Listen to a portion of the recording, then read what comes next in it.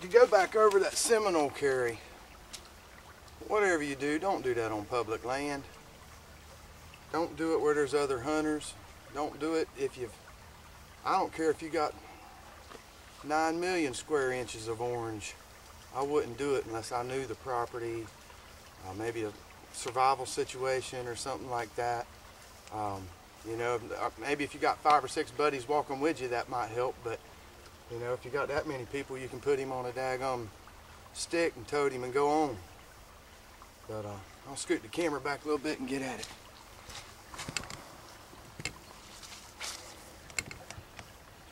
Yeah, I think that'll work.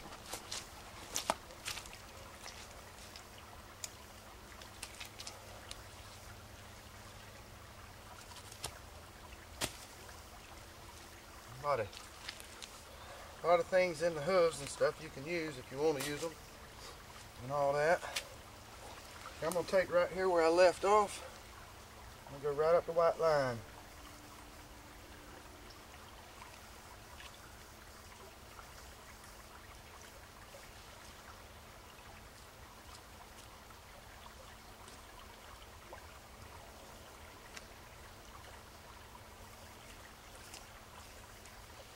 When I get to here, I'm going to go straight across to his other leg.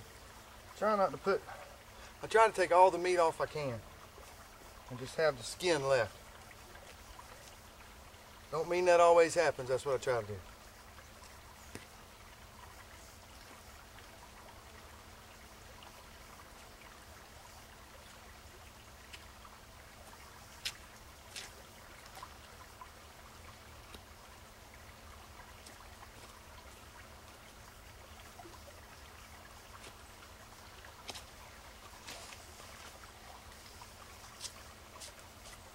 Skin all that hide back as best you can. You're not going to hurt it if you get a little bit of dirt on it. Not going to hurt you a bit.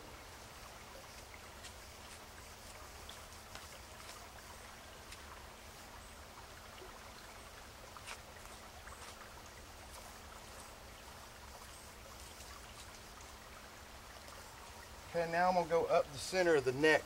I'm going to fold this off like a blanket. So I'll split him down here and this leg as well, and I'll just roll that hide on over. That's going to give me somewhere to lay my meat as I take it off. Help me keep it clean.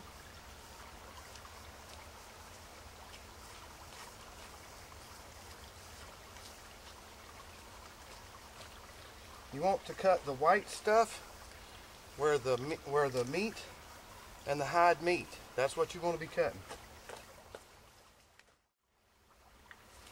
Go right on up to the chin. I kind of wish I had 2 or 3 cameras and some camera people to help me, but that's not working out. Anyway, that's pretty cool doing it on your own anyway, but if you get to a spot when you're trying to clean your animal and you run into a spot that's tight, that's your next cut. That's where you want to cut again. On all of them, on every animal. And that'll relieve you to where you can cut more of the hide off and get it folded over if you're doing it like this. Even if you're hanging it, you want to go back to that spot that's tight. I do think the best time to keep the meat off the hide, if you're going to use the hide at a later date for whatever reasons, get the meat off now. If you miss a spot, like I'm leaving quite a bit, but if you'll notice, I'm not sure if you can see it, you can come right back in there and go ahead and get it. And get it trimmed back. Don't use a super sharp knife when you're doing that. You'll wind up cutting your hide, and if you're going to use your hides for something, that's not what you want to do. Alright, your incision that you made to run the front leg through, you just come back to it, come right down his belly.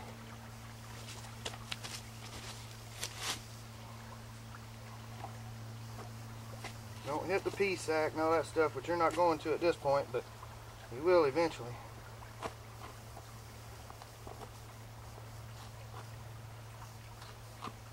Right up the middle of that belly.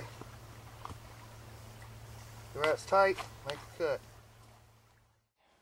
Let me move you right here. And I got him over here. I'm just going to keep rolling this back. Keep right on coming.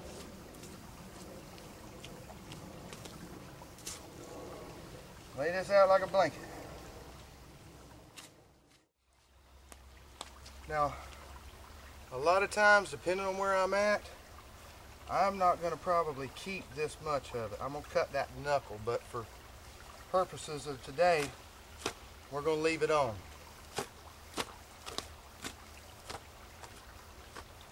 Some of this might get a little graphic. We're going to get into where we shot him. See how, remember when I done the squirrel, we talked about there's nothing but cartilage that holds this shoulder on. Okay? You see that? That's done. Okay, now I always want to take my front shoulder before I ever attempt to take my back strap. I'll come in here, right on the side of the backbone, and ride that backbone.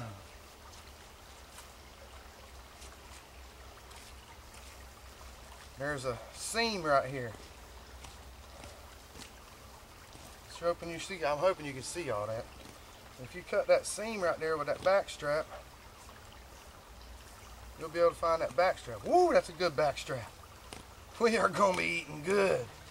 Come right here. See where that back comes in? That rear leg? Okay.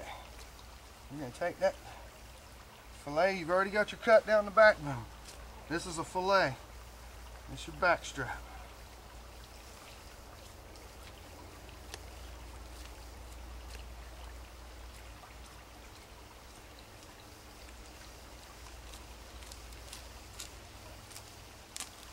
I'll tell you one of the reasons I was hunting, I couldn't kill that deer till 10:30, somewhere in that range. The deer have all been moving nocturnal. I see no reason to be out there. Plus, I've been on the road for 3 or 4 days gone, and it takes a little while to recuperate from all them long days hunting. But anyway, I just didn't feel the deer would move first thing in the morning, and it looks as though I might have made the right decision this time. So anyway, there's plenty of meat right here on the neck. We're going to go ahead and get that too while we're right here. See how we got all this laid out on a pad we got here?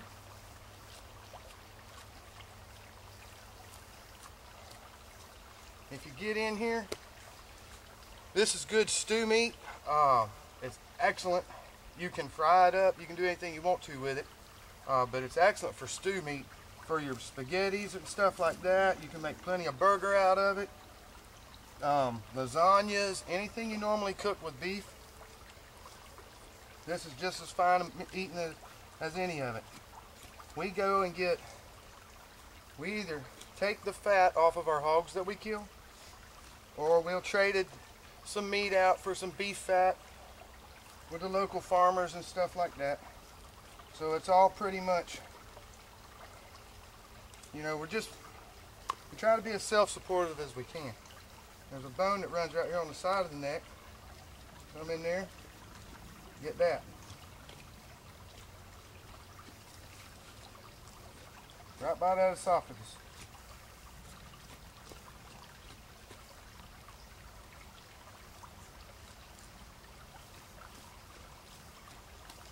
That's not the best cutting in the world, but it'll do.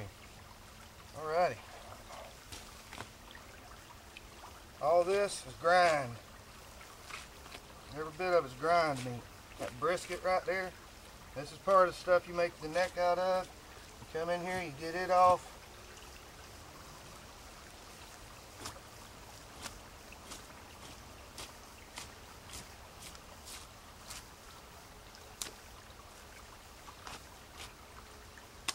Alrighty, let's get in here. Without hanging him, this is called a shank. I'm gonna take this meat. Boy, this boy's, it smells like he's been chasing does. I might need to save them tarsal glands. Okay, this is shanking the animal. Doesn't matter which one you do, it could be an elephant, you still shanking. Come in here and find this spot right here that bends. Just like we did the front leg when we were doing the carry.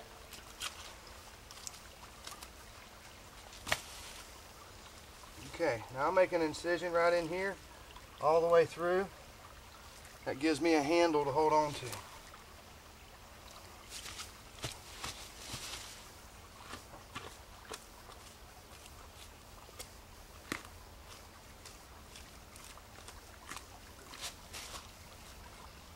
And what there is a joint right here.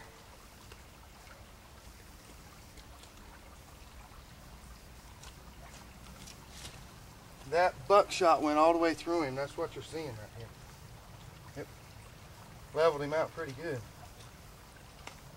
And you find that joint. Sometimes you just got to feel it. Find out where them tendons and all are. Don't lose much of your meat. Keep all that the best you can. Follow your bones around.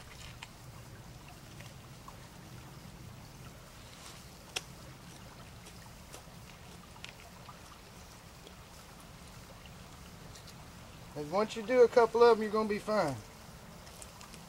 It's getting to the couple of them that is the hard part. You take that right off that bone. You just fillet it.